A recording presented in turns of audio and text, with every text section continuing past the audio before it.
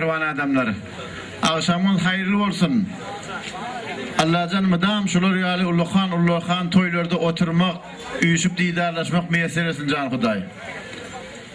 Hormatly adamlar, häzir bizim bagşymyz Mardan gelen Aganiyaz bagşy atı bir özüne goýan oňa aýdymlaryny, Matymylyň sözlerine we beýleki bagşylyk aýdymlary ýerine ýetirer. Şu hemmämiz eýwer doğanymyzyň gapysyny ulluhan, näçe gün bar sadaky berilip otyr, toý tutulup otyr.